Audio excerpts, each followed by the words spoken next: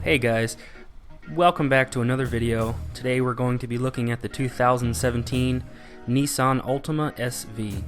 Now I did another video where I looked at the engine and some of the components on the surface and did a little bit of an explanation there. If you want to check that video out, go ahead and subscribe to the channel, check it out on the channel page, or I'll leave a link in the description.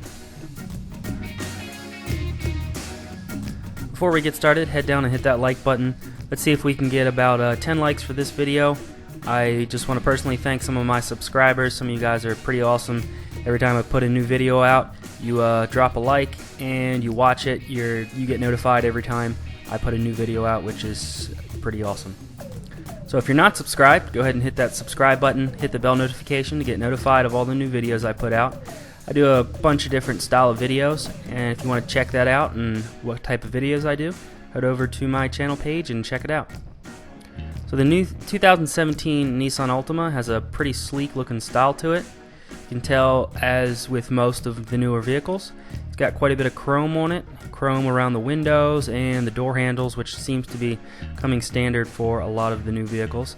It's got chrome looking wheels as well. You have this button here that you press to unlock and you press to lock. There is, I don't believe there is a key handle on either or any of the four doors.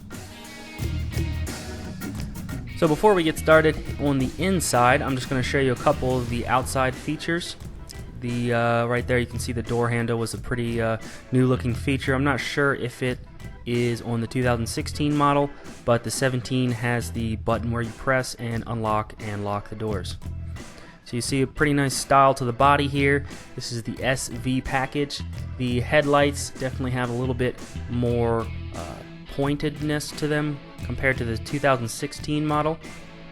You saw the headlights as well were very pointed in some points, very triangular in shape. Here, and it has two exhaust pipes located there. Not sure if there's a double catalytic converter or muffler, but I assume there would be. The gas tank cannot be opened from the outside, has to be opened from the inside, which helps with anybody trying to steal your gas or whatever. So here is the other side of the Nissan Altima, and we are going to go inside and see what it has to offer.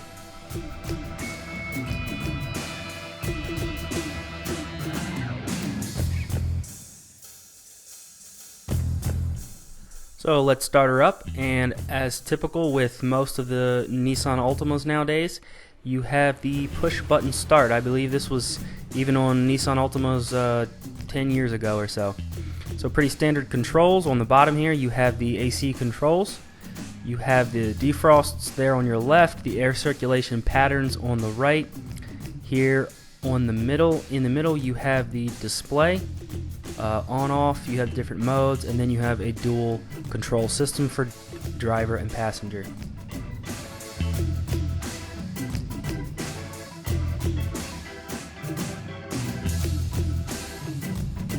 We come up here to the display for the radio. Get the volume button here on the left, and you see the volume going up and down on the screen. You have the media button that just cycles through the different media outlets available for the display. Then you have the two FM features and an AM. You have your XM radio, which is not hooked up, I believe, in this model. And you have your display where you can turn the display on and off. Over here on the right, you have your seek, and where the CD player is, you also have a scan option, which is always fun if you're driving on the road and you're not sure what you want to listen to. Just press the scan, which I have trouble finding these in some vehicles nowadays, but it seems like the Nissans have these. You can tune to different radio stations or whatever setting you're on. You click the button and you can change your audio settings, some of your screen settings, and your display settings. Also down there below the display, you have your presets for your XM and FM radio, as well as controls for the CD, if you have a CD in there. So the HVAC system is pretty standard as well in this vehicle. You have a driver and passenger vent here in the middle. Come over here to the passenger side, you have a vent that can point toward the passenger and a vent up there on the dash that points toward the window. Up here on the driver's side, it's basically mirrored same way, and you have a little adjuster as well. Come down here below the vent on the driver's side, you have a trip set and reset. So you cycle through your trips here. You can see it's kind of blurry right here. I didn't zoom in, but you can see that it's cycling, and then you have the display brightness of your screen with this button right here.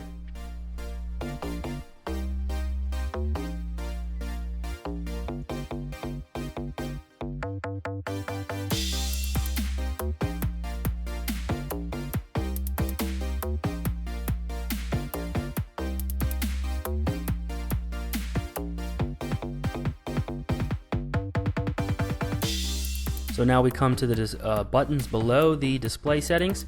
You have the traction control on and off button. You have two empty buttons there on the right.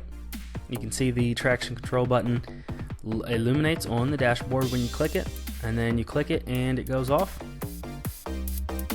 You also have to the left there of the traction control, you have the trunk open button. Here on the wheel we have pretty standard controls as well.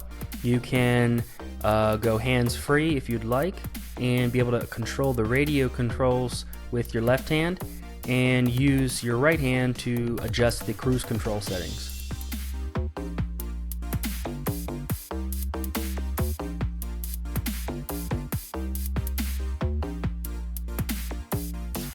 Also with your left hand you can control the display settings on the dashboard, on the heads-up display. You have a couple different menus that you can cycle through.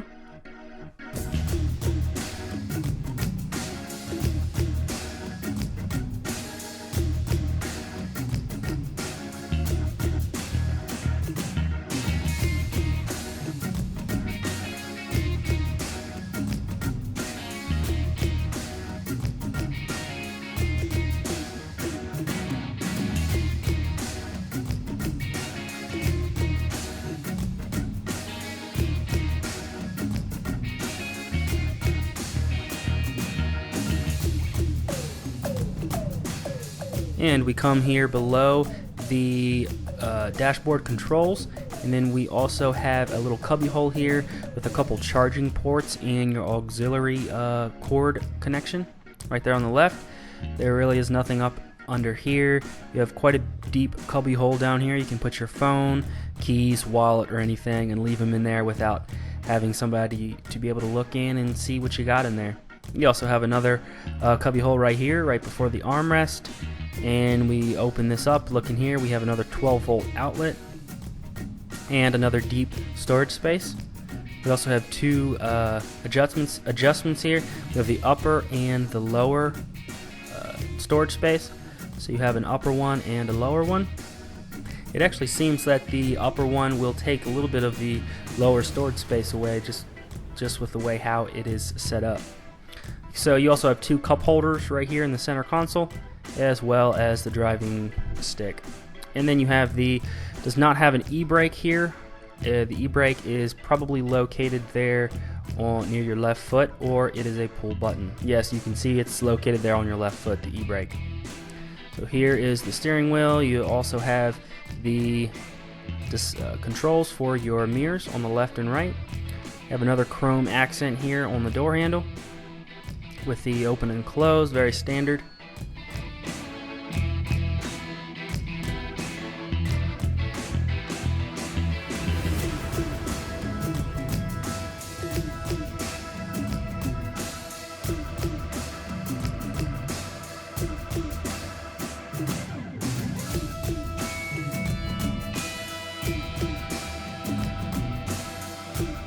You also have a safety feature, which seems pretty cool. So when you're driving down the road, that little button there illuminates on the inside if you have a vehicle too close to your left or your right in your blind spot. So that'll also beep and illuminate a light as well, just to let you know that someone is driving right behind you. So here is the passenger side door. Not much to it, just an armrest there with a hand grip, as well as the door controls. We come up here and a pretty standard setup up here. You have two lights. You have your door lights that you can adjust the setting to allow the lights to come on when the door is open, or have the lights come on not at all. You also have a light for each door in the back.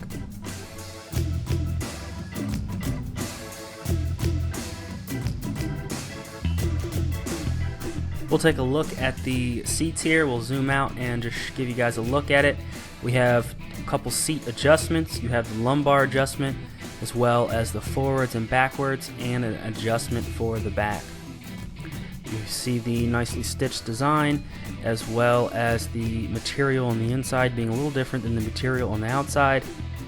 We come here to the trunk, or to the back seat, and it's basically the same with the black interior, with the design in the center of the seat being the same as the front with the white stitching. Then you have a little cup holder here, as well as an armrest in the middle of the seat. You have over the shoulder seat belts, and instead of lap belts. We'll get in here and give you an idea of how much room we have. With myself driving, being 6 foot tall, that has how far the seat is adjusted up, and you can see there's still plenty of space for the rear passengers to sit comfortably. Again, this is a standard size car.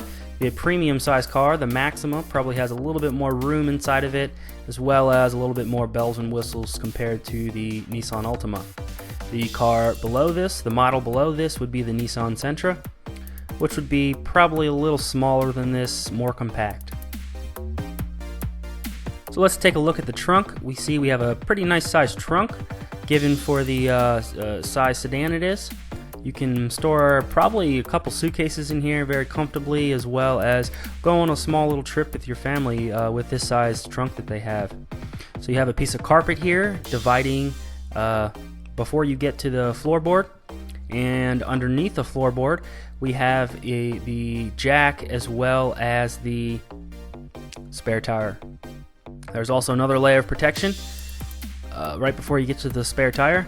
You have a carpet layer there as well of padding. Then you have this foam block here, and beneath you can see that you have the spare tire as well as some hardware.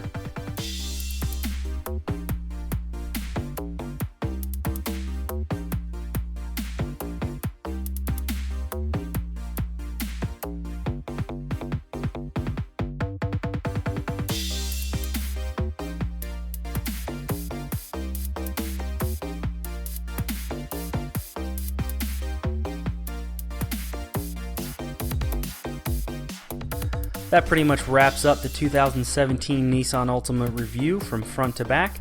If you want to check out the engine review, I will leave a link in the description, or go over to my channel page and check that out. This video was brought to you by Web2Cars. If you want to check them out, they offer car loans ranging for any credit. If you want to check them out, I'll leave a link in the description.